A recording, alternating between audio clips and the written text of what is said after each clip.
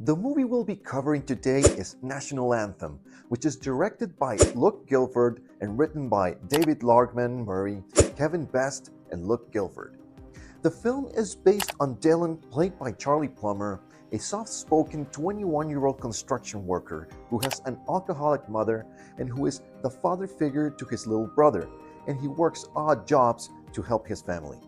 After he finds himself with the opportunity to work at a ranch, he is welcomed by the vibrant community of rodeo performers who openly explore their identities and sexuality. Dylan is especially drawn to Sky, played by Lindley, a force of nature who Dylan connects with deeply as he begins to create his own identity. It is a light-hearted drama film and it has a running time of 1 hour and 39 minutes. The film had its international premiere at the 2023 Toronto International Film Festival on September 7, 2023. In February 2024, it was announced that Variance Films would distribute the film, with a July 12, 2024 release. The film had its first European premiere in London at the 32nd Raindance Film Festival in June 2024. The film stars Charlie Plummer, Lindley, Mason Alexander Park, Robin Lively, and Rene Rosado. The film premiered at the 2023 SXSW Festival on the 10th of March 2023, and it has received positive reviews from the critics. It received a lot of praise from directing, screenplay, cinematography, and performances of its cast members. All this especially Charlie Plummer and Lindley. The roles of the cast are as follows: Charlie Plummer as Dylan, Lindley as Sky, Mason Alexander Park as Carrie, Rene Rosado as Pepe, and Robin Lively as Fiona. So Dylan, which is played by Charlie Plummer, lives with his mother Fiona, and he also has a younger brother, Cassidy, who is played by Joey DeLeon. Fiona works as a hairdresser but spends her nights going out, bringing men and getting drunk, which makes Dylan feel responsible for his young brother as he has to act like an adult in the house. Dylan cooks the meals for Cassidy. He also makes sure that his little brother does his homework and he has conversations with him about stuff as he doesn't have any friends or social life, no freedom, and just responsibilities because of his life.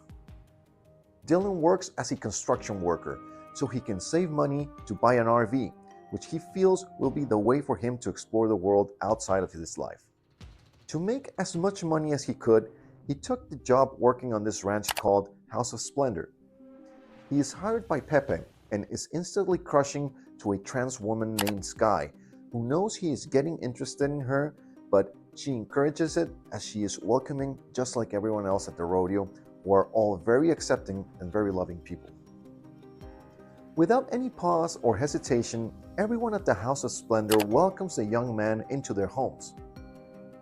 This queer rodeo Dylan finds himself in a new world for him, and his familiarization with this sort of life is the strength of the national anthem. The movie is about conquering what is expected and never questioning the authority of the unknown. Dylan is known to be quiet, somewhat reserved, and a bit composed as he was raised in a completely different setting than those in the House of Splendor. It's very easy to assume that his idea of what makes a rancher wouldn't fit with the ideas of either Pepe or Sky, but he never shows that. He is content and delighted to have found a family and a place where he can discover and ultimately be himself.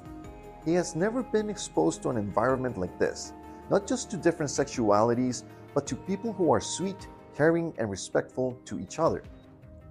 These people live together on the ranch, eat the food that they grow, take care of the animals, and they participate together in rodeos on weekends, and now they have included Dylan in this. The whole community seems like a utopia for him. Sky becomes the first love of Dylan, and Carrie, played by Mason Alexander Park, becomes a warm mother-like figure. All of these people have gone through some sort of tragedy, shortcoming, or trauma of non-acceptance from their own families, and the outside world has been very cruel to them as well.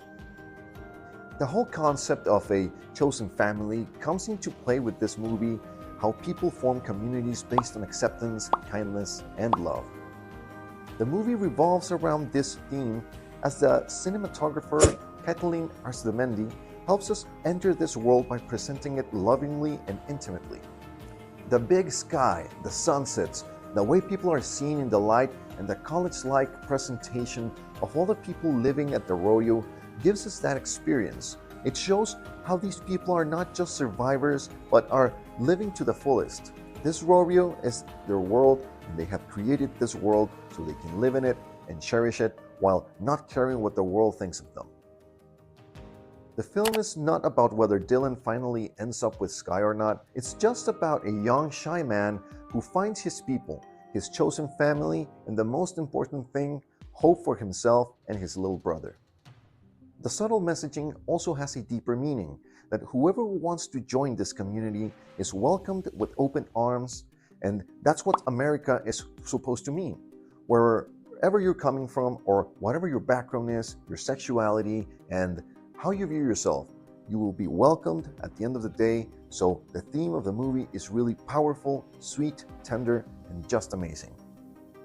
This also shows why the title of the movie completely resonates with the film and its unique writing, as it ends the debate of liberal versus conservative, urban versus rural, coastal elite versus middle America. It's just really incredibly rare to find a community that actually does embrace both ends of the spectrum.